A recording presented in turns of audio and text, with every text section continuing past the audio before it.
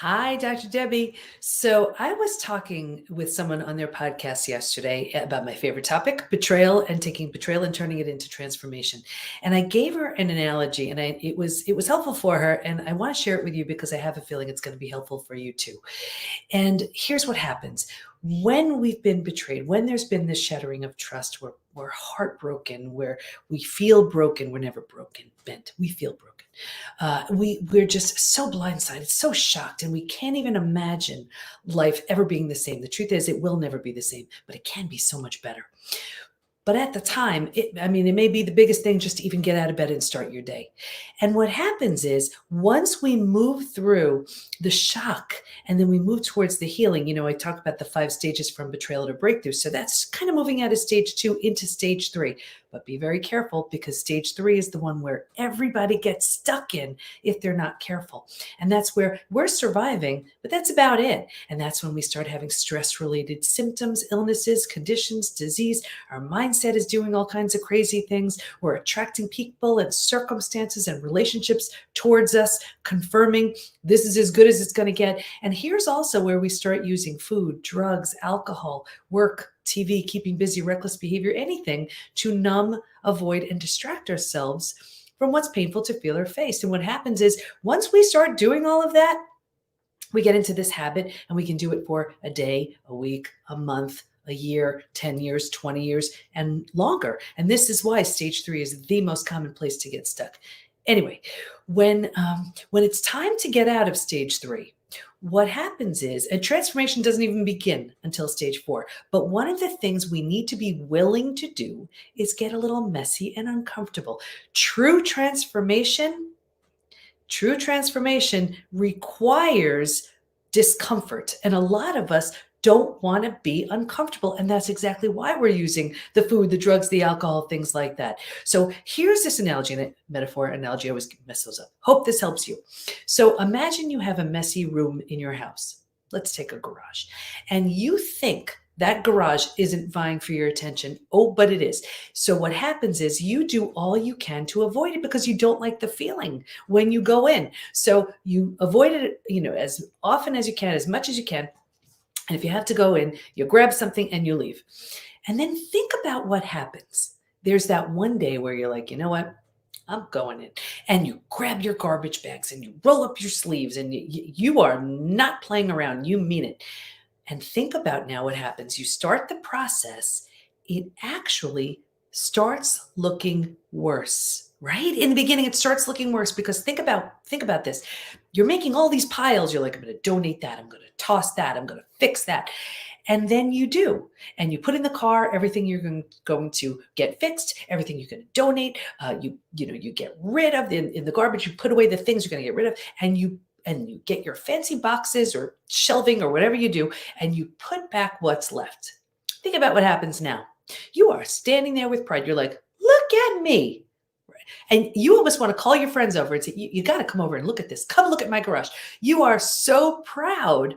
And the only reason why you feel that sense of pride, why you feel that sense of empowerment is because you dove in and did the work. When you were avoiding, numbing, distracting, when you did all you could to avoid going into that space, you didn't feel good. But what you did was, and what we say within the PBT Institute all the time, face it, feel it, heal it, right? And that's exactly that process. The only way to it is through it. You've probably heard that saying. And that's exactly that process.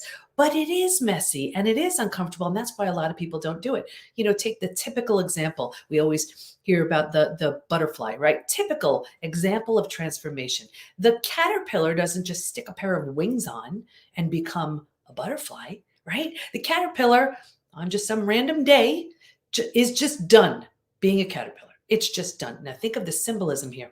It actually hangs itself from a branch in order to die to the life it's known. Spins a cocoon around itself, is willing to be deconstructed, emulsified, unrecognizable from anything it was.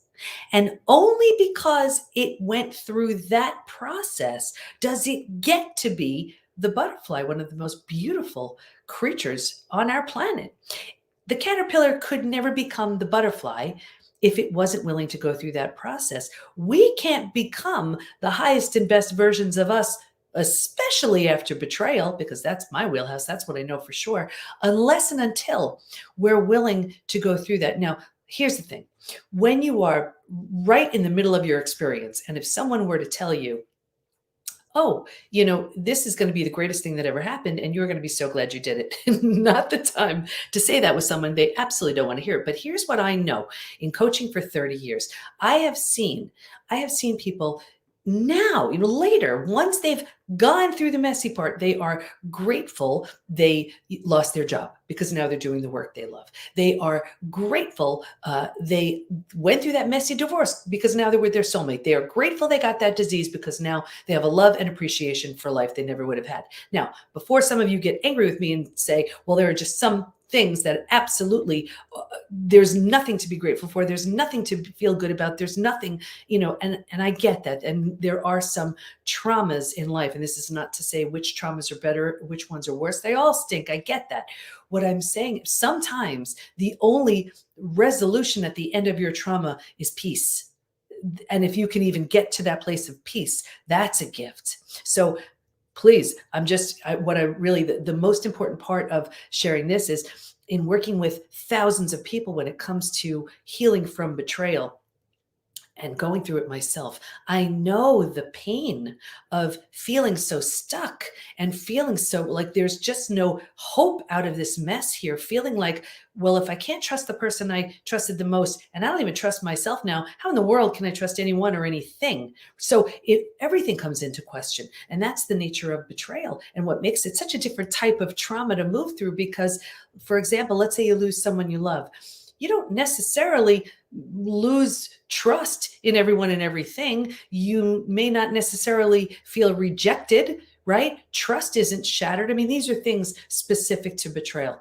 So that's why when it comes to healing from betrayal, it takes a really specific protocol and it takes moving through the 5 stages from betrayal to breakthrough. But the point of today was really just to share with you that if it's looking really messy and uncomfortable, that's a good thing. That means you're moving through it. That means you're facing it, feeling it, and eventually healing it. Of course, if we can help you do that, that's what we do. And we're taking this on in the Trust Again Intensive, which is coming up really, really soon. So if that's something of interest, there's a link right there, and it's thepbtinstitute.com/trust intensive, because in 5 days, what we're going to do is you're going to know if it's even in your best interest to heal and rebuild with that person or heal and rebuild yourself and move on. We're taking it all on the 4-step trust rebuilding process. The version of you, who is that version who's rebuilt trust? What do you look like? What do you feel like? What do you sound like? How do you live? How do you show up? And so much more. I mean, it's the kind of thing I've done this 5-6 times, and we've had people who've come back each and every time because, they just get so much more out of it each time. But for the most part, what I wanted to share with you today and make sure I covered was do not be afraid of getting messy and uncomfortable. That is exactly how the caterpillar becomes the butterfly. That is how you do something really good with something really bad. That is how you move through the stages, and that is how you transform. I hope that helped. I'll see you next time.